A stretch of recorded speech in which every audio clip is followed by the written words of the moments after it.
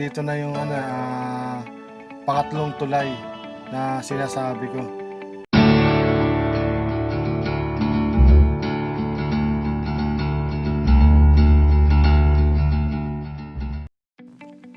Good afternoon everyone and welcome back this channel.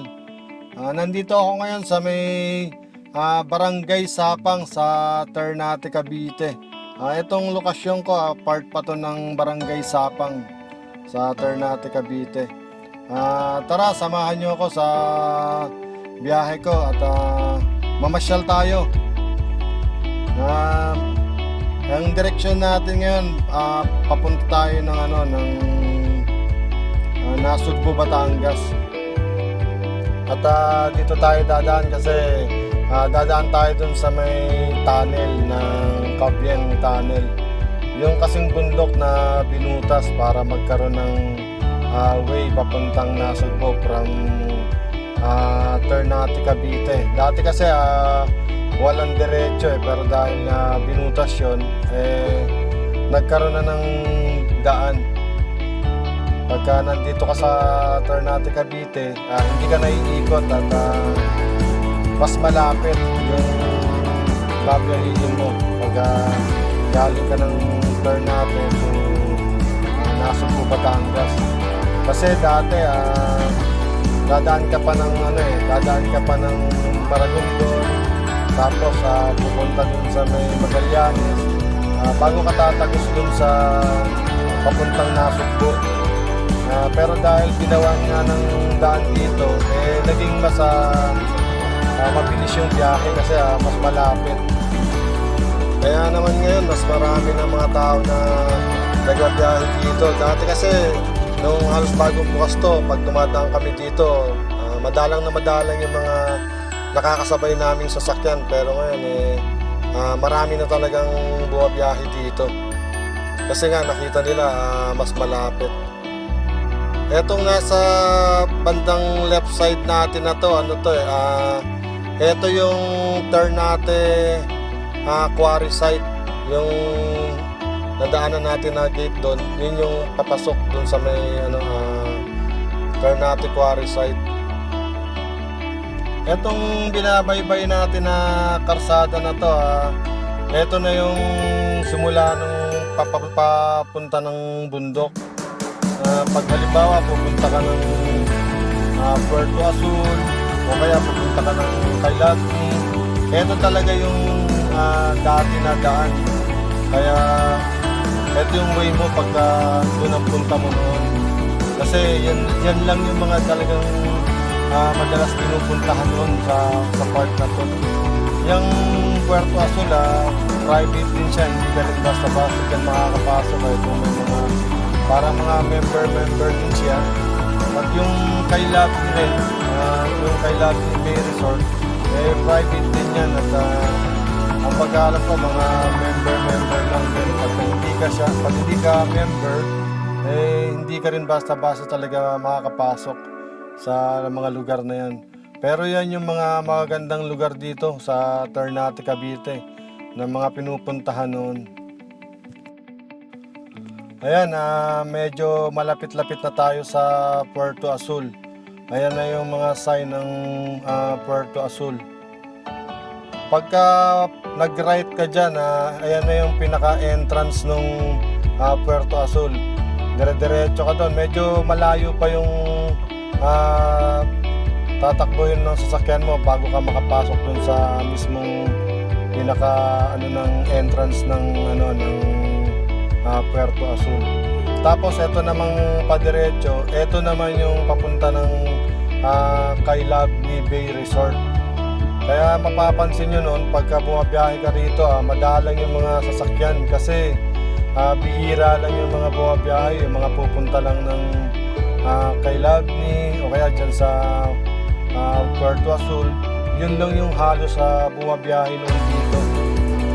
Kaya naman nung magmula nung nagawa yung Cabieng Tunnel, mas naging busy na itong lugar na to kasi nagkaroon na nga ng daan papuntang Nasugbu, Batangas.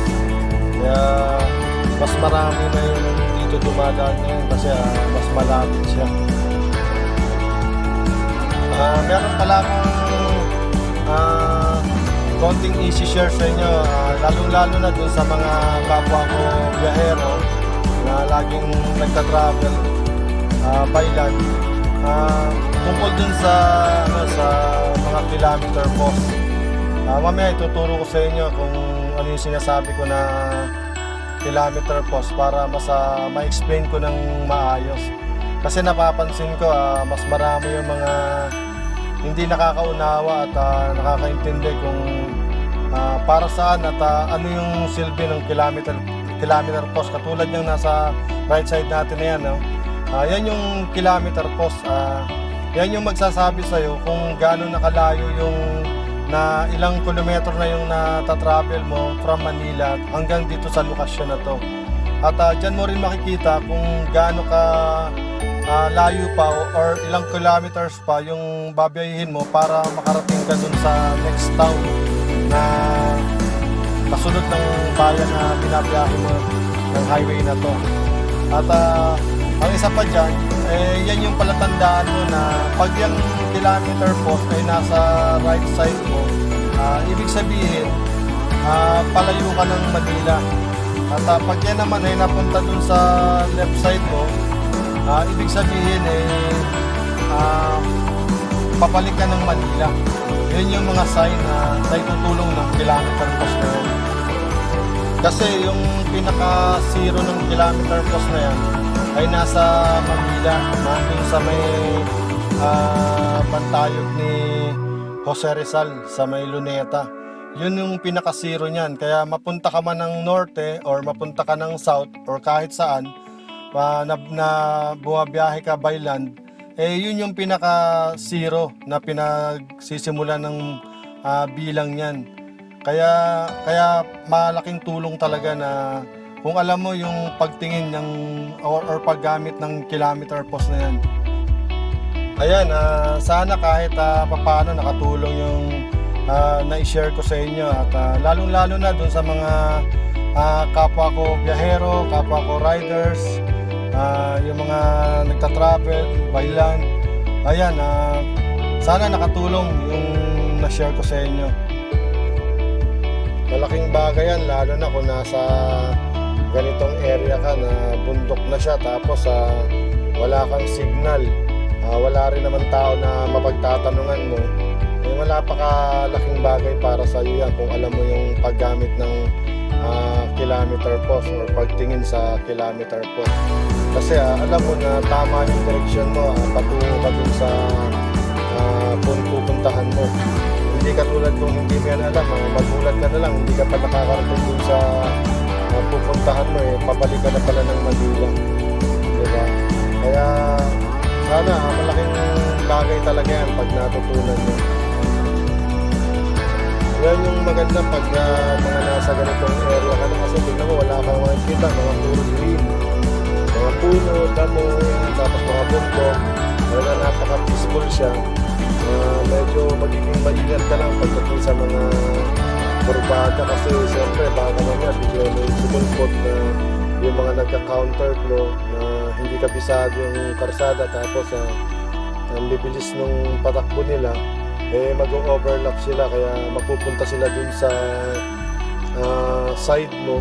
Yun yung mga accident, kaya yun lang yung mga binabantayan mo pag sa mga gandang kurbada. Yung nakikita nyo na yan sa left side natin, yan yung DNR Mount Palay Field Office.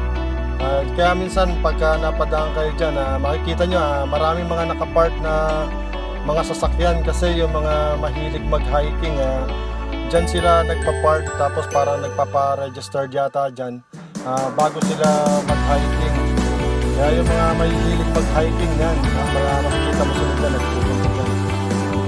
Marami kasi mga mahilig talagang mag-hiking, mga umakyat sa mga bundok. Katulad na lang ni Gina Launyo. Mega love shoutout sa'yo, Gina Launyo. Ayan, hilig mag-akyat sa mga bundok yan, mahilig mabundok.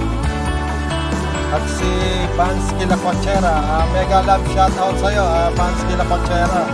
Yan, isa pa rin yan. Mahilig din na umakyat sa mga bundok yan. Sa hiking. Minsan nagkakasama yan silang dalawa niya na Sis Gina. Kaya naman, alagang-alaga sila ni Nick Pahermo. Nick Pahermo, mega love shoutout sa'yo. At laging nilulutuan at pinababaunan ng mga masasarap na putahing niluluto ni Nick Pahermo. Di ba, Palalabs? Palalabs, mega love shoutout sa'yo. Ano masasabi mo sa mga punchline ko? Ayos ba, Palalabs? May pasingit pa no? Alam nyo dito, ang gaganda ng mga kurbada dito, kaya gustong-gusto ng mga riders ito, kaya maraming nagpapunta rito ng mga riders. Kasi tingnan nyo yung mga kurbada dito, ang gaganda. Pero kailangan talagang marunong ka magdala, kasi pag hindi ka marunong magdala, may kalalagyan ka rito sa mga kurbada dito, kasi medyo malalalim din siya pagkatapos magkakadikit. Kaya kailangan yun ang, kung gagawin mo yung mga banking siguraduhin mong marunong ka magdala. Hindi yung basta-basta na lang na patakbo ka ng mabilis. Etong karsada na to, pagka halimbawang dire-diretso mo to, ang pinakadulong-dulo nito ay yung kay Lovely Bay Resort. Ngayon, malapit na tayong kumaliwa kasi yung kakaliwa natin, yun yung direksyon natin papuntang Nasugbu, Batangas. Pero kung pinadiretso mo tong karsada na to, mayroon ka pang unang kanto na makikita sa kaliwa, yun naman yung papuntang Katungkulan Beach Resort. Marami rin pupunta dyan. Yan, dito tayo kakaliwa kasi ito yung papunta ng Nasugbu. Ito yung madadaanan natin yung Cavyang Tunnel. Pero kung doon ka sa sinasabi ko na diretso na yung kanina, yung unang-unang kanto, wala kang mga ibang makikitang kanto ron, nakakaliwaan mo, yun yung papuntang Katungkulan Beach Resort. Kapag pasok mo doon sa kanto na yun, magkakaroon ng pasanga ulit yung karsada.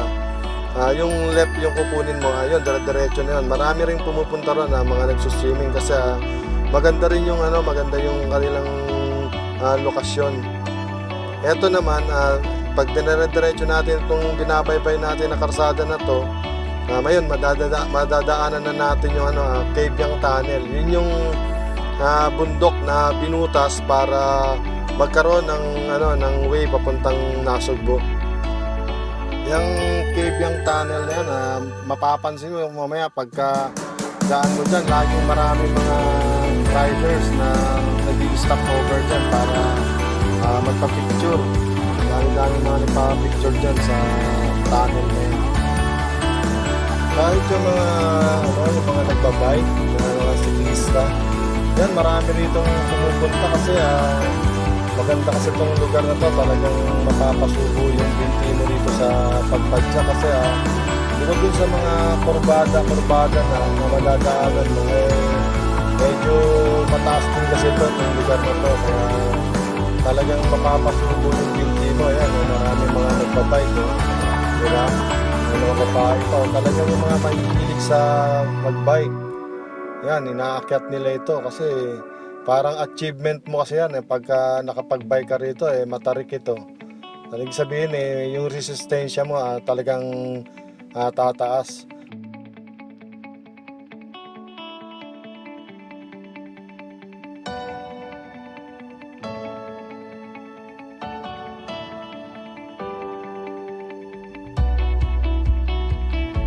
At hindi siya masyadong mainit kasi dahil nga dun sa mga mapupuno, maraming mga halaman, pagkatapos nasa taas pa ng bundok, kaya maganda talaga mag-bike sa mga ganitong lugar. Ayan, nakita niyo yung mga kurbada dito, talagang halos sa dikit-dikit yung kaya paborito nilang puntahan ito. Yung mga kapwa ko riders na ayan mga siklista, talagang mag-e-enjoy ka kasi parang achievement mo kasi ito pagka nagagawa mo yung mga pagbabike sa mga ganito katulong mga kurbada. Ayan, medyo malapit na tayo dun sa menos Cavyang Tunnel. Yung isa sa mga pictures na sinama ko dun sa sa aking intro, dito po hayon sa part na to. Itong karsada na to, kung nakikita nyo yung tulay na yan, dyan ako tumayo, pero yung pag-picture ko papunta dun sa pinanggalingan natin, kaya ang ganda niya tignan. Kasi parang padiretso siya, tapos yung pinakadulo kumurba yung mga daan, kaya ang ganda niya tignan, tapos nakita yung bundok. Itong lokasyon natin ngayon, nandito pa rin tayo sa part ng Ternate, Cavite. Ternate, Cavite pa rin yung nakakasakop dito sa Cabiang Tunnel. Eto at nandito na tayo sa may Cabiang Tunnel. Baka nga itong sinusundan natin na kotse na to, baka mag-stop over to dito. O ayan, nag-signal na siya ng right. Ibig sabihin hihinto siya rito, mag-stop over siya. Ayan na yung tunnel, yung binutas nila tong bundok para magkaroon ng way papuntang Batangas. Mahaba-haba rin tong tong tunnel na to. At malaking bagay talaga tong tunnel na to, kasi mas malapit ito pagka galing ka ng Manila, pupunta ka ng Nasugbu, Batangas. Mas malapit siya. At ayan, sa left side natin, meron camp ng parang checkpoint ng Marines. Sila yung mga nagbabantay dito sa tunnel para walang ginawa ng masama dyan sa tunnel. Kasi alam nyo, napakalaking tulong talaga yun para dun sa mga nagbabiyahe. Mas malapit kasi yung biyahe. Pagka papunta ka ng Nasugbu, Batangas, pagkatapos manggagaling ka ng Manila, mas malapit ito compare kung dadaan ka ng SLEX, pagkatapos magtatagaytay ka, Santa Rosa, Tagaytay. Mas malayo kasi parang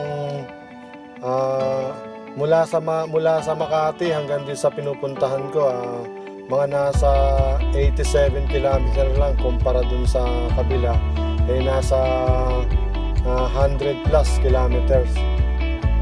Ayan, nandito na tayo sa Patungan. Dito sa Patungan, maraming dumadayo dito at maraming nagsuswimming kasi meron na silang ginawang parang view deck. Yung pagka tumitingin ka dun sa dagat, yun, bagong gawa yun. At saka dito sa Patungan, marami kang mapupuntahan dito. Nandito yung Patungan na Cove, yung Patungan na Fishing Village. Tapos meron siyang Patungan na beach resorts, marami dito. Kaya maraming pupunta sa lugar na to, sa Patungan. Yung Patungan, pangalan na ng barangay Patungan. Dito sa Ternate, Cavite. Yung nasa right side natin, ayan, dagat na, nakikita nyo. Ayan yung mga beach dito sa wala. Malawak din itong itong part na Patungan na to. Ito yung pagka summer talaga, makikita mo puno-puno ng mga sasakyan yan. Magkabilang side na yan. Ang daming nakaparada dyan, yung mga nag-beach. Ayan, nakita nyo, may bagong gawa na yan. Yung parang doon ka, mag-view ka doon sa dagat. Meron ng mga bubong yung ginawa. Yan, magkabilang side na to, puno ng mga ng mga sasakyan. Ang daming nagpupunta dito, mga nag-swimming pagdating ng summer. Kaya marami rin mga nag-aahente, yung mga nag-aalok ng mga dyan, ng mga beach, mga cottage, mga ganyan. Kaya makikita mo, kaya matraffic pagka halimbawa summer. Nagka-traffic dito dahil dyan sa mga nakaparadang sasakyan. Siyempre, yung kabilang side makitid, kaya halos sasakupin yung karsada ng mga nakaparada. Yun, yung cause ng traffic. Kasi yung mga pumupunta dito sa Patungan, nakikita ko, nandyan talaga yung pinakamaraming nakaparadang sasakyan. Parang nandyan yata yung pinaka-sentro. Kung mag-beach ka, nandyan yung parang pinaka-daanan yung pinaka-way papapasok sa mga beach na nagpapapag ko. At pupunta kami sa Patangan ko, Patangan Fishing Village, yan. Yun talaga yung daanan. Kasi yun yung nakikita kong pinakamaraming tao palagi pagdating ng summer sa part ng Patungan na yan. Eto, part pa rin siya ng ng Ternate, Cavite, pero malapit na tayo dun sa sa boundary. Yung boundary ng Ternate, Cavite, tsaka ng Nasugbu, Batangas. Kasi pagtawid natin ng boundary, Nasugbu, Batangas na yan eh. Kaya halos magkatabi talaga yung Nasugbu, Batangas tsaka yung Ternate, Cavite. Sila yung magkatabi, kaya lang mga bundok kasi, bundok yung mga pagitan. Kaya buti nagawa nila ng mga karsada dito, kaya mas malapit pagka nagbabiyahe ka. Tapos ang ganda pa ng mga daan, puro mga kurba-kurbada, kaya nakakatuwa siya magbiyahe dito. Kaya lang kung medyo sa gabi, medyo delikado rin kasi siyempre kung hindi mo kabisado, pwede ka mapunta dun sa bangin ng laglag mo dun sa mga bangin.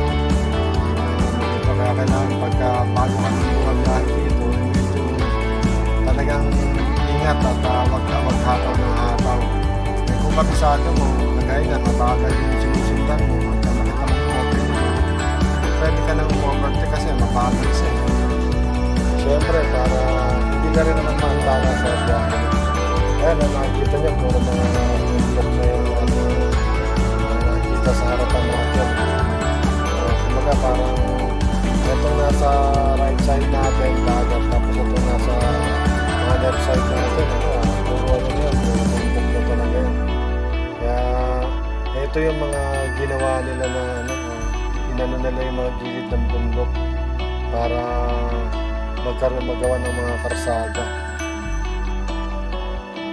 Ayan, malapit na tayo dito sa may boundary ng tawag nito. Ito na yung boundary ng Nasugbu, Batangas. Ibig sabihin ito, pasok na tayo dito sa Batangas. Part na ng ng bayan ng Nasugbu, Batangas. Itong lokasyon natin ngayon. At paakyat na naman tayo ng panibagong bundok. Kaya ito lang pataas itong ating dinamaybay. Mahaba-haba din itong paakyat na to hanggang sa makapalik tayo dito sa bundok na to. Umano lang dito pagka bumabiyahe ka ng gabi, madilim lang siya pero okay naman, wala naman problema, hindi naman siya nakakatakot. Kasi ako ilang beses na rin ako nakabiyahe dito ng ating gabi talaga kasi mas maganda bumiyahe ng ating gabi dahil wala masyadong traffic. Kaya minsan talaga gabi kami bumabiyahe para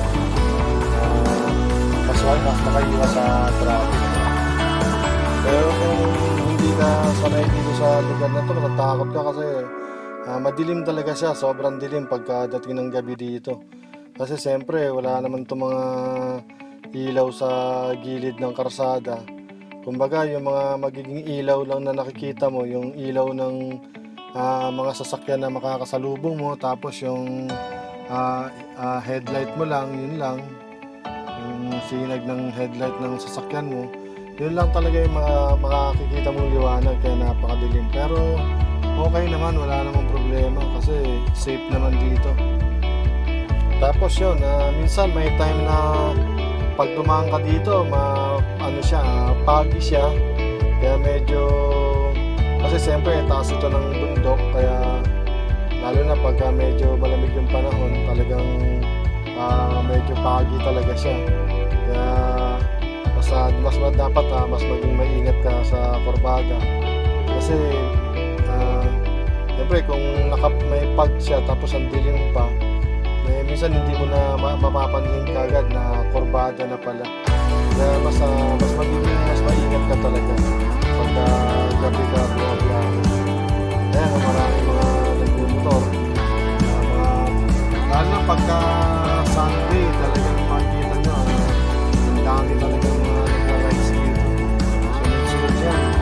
Kaya iba-ibang grupo, kumbaga parang naging ano na ng puntahan na to ng mga ano, ng mga riders ng part ng Batangas na to dahil sa malapit nga siya, mas malapit yung biyahe mo pero mas mag-i-enjoy ka rin dahil sa ganda ng mga nadadaanan mo, yung ganda ng karsada. Talaga mag-i-enjoy ka kaya siguro naging dinagi ng dinadayo itong part na to ng Nasugbu at saka ng turn natin ng mga riders club. Eto, puro palusong na naman tayo ngayon at malapit na tayo makatawid dito sa bundok na to.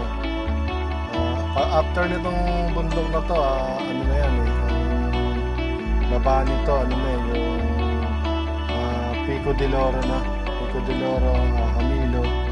Yan na yung nasa baba ng bundok na to. Ayan, puro luso na tayo tapos yan, puro parbada. Lusong tapos parbada. Medyo kailangan medyo alaala yung ating takbo. Sa makontrol natin. Kasi mas mahirap mag-drive sa paglusong kumpara sa mga pakiyat. Kasi pagka paglusong, pagka nawala ka ng kailangan. Dito banda sa Corbaga na to, meron dyan na pinapasukan. Tapos pagpasok mo doon, meron siyang parang falls na pwede kang mag-swimming.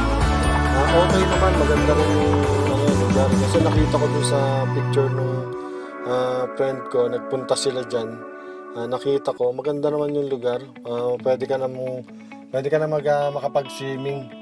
Tapos parang may falls siya na maliit. Etong part na to, yan, nakababa na tayo dito sa bundok.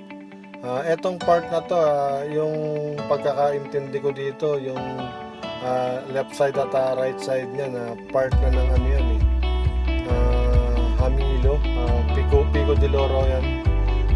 Part na yan, hindi lang ako sure. Yan yung tama, may mga binapakura na nila, yung mga bakod na. Ang ahaba na nung nalalagyan ng mga bakod. Hindi ko lang alam kung anong itatawag nila dyan pagka natapos na yan. Kasi nakikita nyo talagang mukhang i-develop siya at siguro papagandahin. Kaya paghintayin natin pagka natapos kung anong magiging talagang plano nila dyan sa lugar. Makikita natin yan kasi sa mga pagdaan natin dito. Makikita pa rin natin kung ano yung mga bago nilang gagawin dyan. Ayan, nandito na ako sa may malapit na ako sa may entrance ng Pico de Loro saka ng Hamilo. Dito na yung pinaka-entrance niya. Pagka kumanan ka dyan, ayan, papasok na yan ng Pico de Loro, papasok ng Hamilo. Kaya tayo, diretso tayo kasi papunta tayo ng Punta Puego. Yan yung ating destination ngayon. Itong Punta Puego. At kung pupunta ka naman dun sa may Papayak ko, nandito yung daan yan sa may right side natin, makakakita kayo ng papasok dyan. Yun yung papasok ng Papayak ko. Yung dun sa may State Management Headquarters. Nandyan yung kailang sarado siya ngayon dahil dun sa nangyari yung pandemic. Hindi pa nagpapasok ngayon dun hanggang ngayon. Pero dyan yung daan yan pagka pupunta ka. Yan dito yung magra-right ka dito. Dyan magra-right ka ngayon dyan. Papasok dyan. Yun yung papunta ng Papayak ko. Ito kasi diretso to, papunta ito na papunta ito ng Barangay Loob. Yun na yung next na natin. Hindi ako sure pero parang park na yata ito ng Barangay Loob. Binabaybay natin na kalsada na ito. Kasi itong binabaybay natin na kalsada na ito, pagka diretso mo dito, madadaanan mo yung Loob after nung Looc Elementary School, magra-ride ka kung halimbawa pupunta ka ng Punta Puego, pupunta ka ng Tali Beach, yun, magra-ride ka. Kasi pagka dumiretso ka, mapupunta ka doon, ang diretso niyan, papunta ng bayan mismo ng Nasugbo. Dito rin sa, pag nag-ride ka, pag diniretso mo rin yun, doon din ang bagsak nun sa bayan mismo ng Nasugbo. Kaya lang, ang pinagkaiba lang, pagka halimbawang pupunta ka ng Punta Puego at napadiretso ka, pagdating ng bayan, babalik ka. Malayo yung iikutin mo kumpara kung kumanan ka na kaagad after nung Looc Elementary School. Kaya yun yung pinaka-landmark mo dyan, yung Looc Elementary School. Yan, itong nasa right side natin na yan, yan yung Looc Elementary School. After nyan, makikita nyo yung kanto dito. Ayan o, dyan tayo magra-ride. Ayan yung papunta ng Punta Puego, pupunta ka ng Terrazas, pupunta ka ng Tali Beach. Ayan, dito yung way mo. Kasi kung dumiretso ka naman doon, diretso nun papuntang bayan. Tapos meron kang may way din doon papuntang Magallanes. Diba, papunta kang Tagaytay. May way din doon. Magle-rep ka tapos papuntang Magallanes. Tapos nasa Magallanes ka, papunta ng Tagaytay.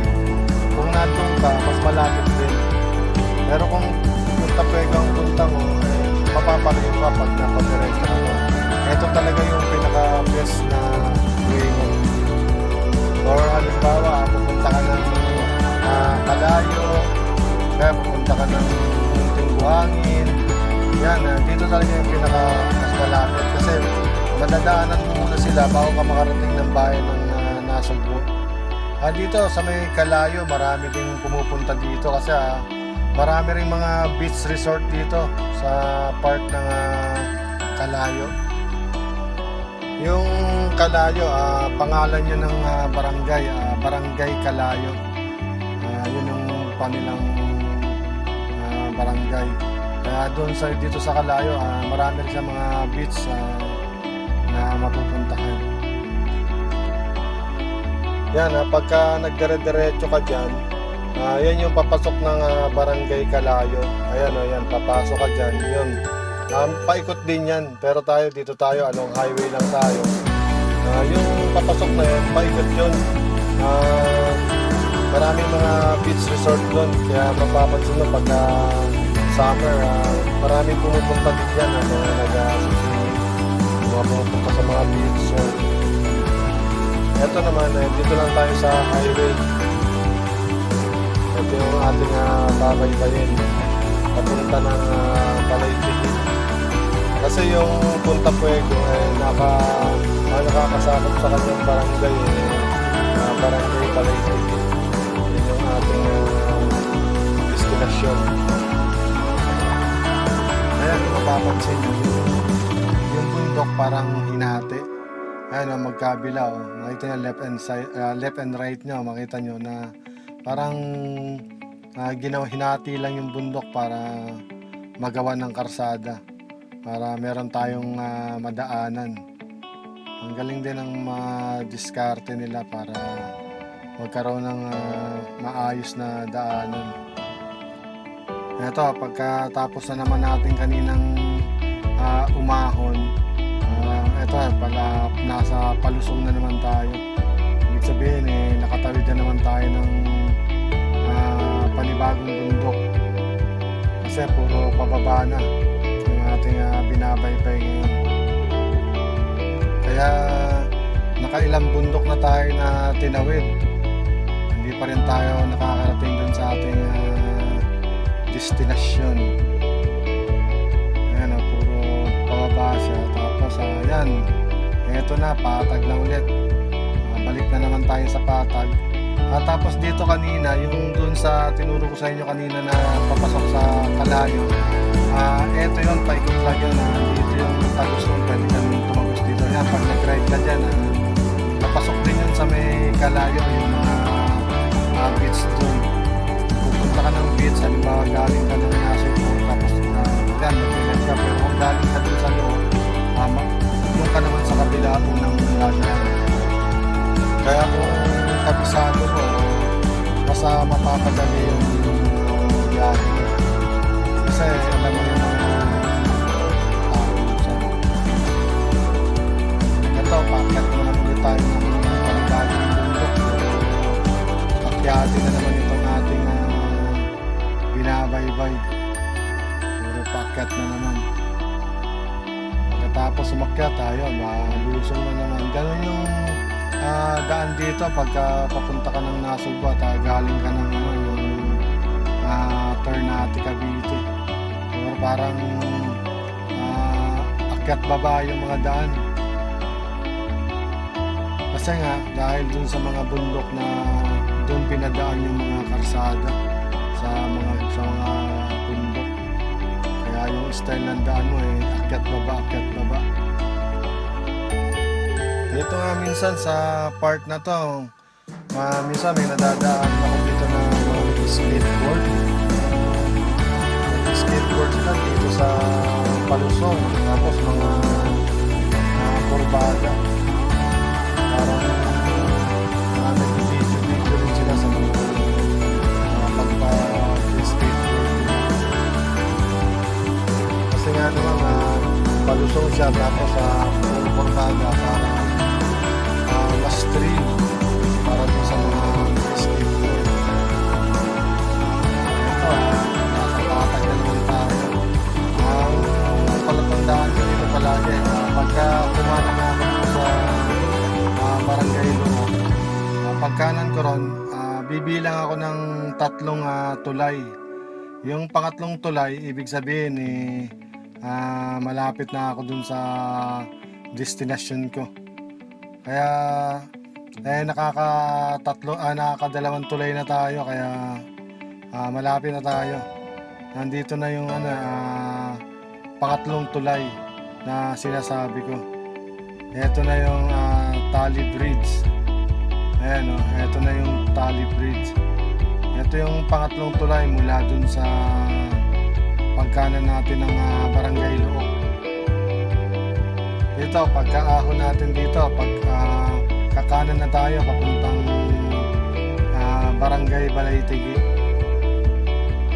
Pag-ahon mo dito sa paakyat na to, makikita mo na dun yung sa may bandang taas yung yung signboard ng Peninsula de Punta Puego. Kaya hindi ka lalagpas.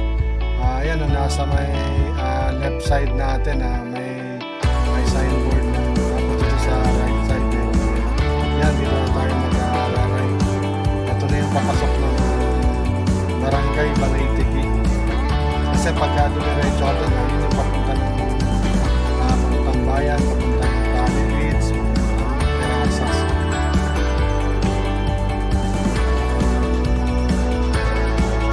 Ayan, eto na yung papasok ng Peninsula de Punta Puego. Ayan, meron siyang pila-pila na jets. Kasi nakaparga sa trailer. Papasok na dun sa kasi nakaibabayan dun sa sa may marina. Kasi karamihan talaga dun na binababa yung mga ganyan, mga jet ski, mga speedboat. Yan, doon talaga sa South Marina madalas siya na binababa. Pati yung paghalimbawa na tapos na nilang gamitin, tapos kakarga na nila sa trailer. Doon din sila nag-aakyat. Yung mga jet ski, mga speedboat sa trailer. Kasi yung iba dito, pagka mga jet ski lang, yung iba doon na sa may bahay nila, na may space na lang sa bahay nila, doon na pinapark nila yung kanila mga jet ski. Pero yung iba naman, nasa North Marina pinapark. Kaya dito minsan makikita mo may mga bahay, may mga nakapark na speedboat, lalo na kung hindi naman gamit. Malaki yung speedboat. Ayan, minsan doon sa may space sa bahay dito, doon lang nila pinapark ng mga jet ski. Meron kung medyo medyo malaki na talagang doon sa North Marina nila pagka halimbawang inahon sa dagat, doon talaga nila pinapart sa North Marina. Pero kung halimbawang nakaangkla lang doon o nakadock lang doon sa marina, pwede rin kung meron kang space or meron kang docking area doon. Ayan, nandito na tayo ngayon sa may loob ng Peninsula de Punta Fuego. Ito yung karsada na to, pagka dire-diretso mo to, papunta to dun sa sa may country club.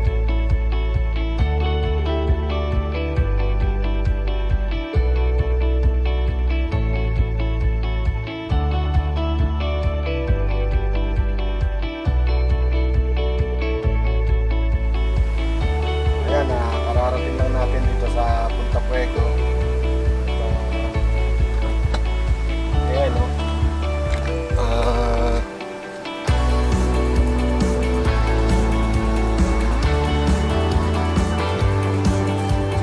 Ayan, pinanghali na tayo. Okay, hanggang dito na lang yung video ko at kita muna tayo sa next video. At syempre, kung hindi ka pa nakasubscribe, subscribe na at pindutin yung notification bell para lagi kayo ma-update sa mga bago. Thank you pa sa pagsama niyo sa biyahe ko. Thank you for watching.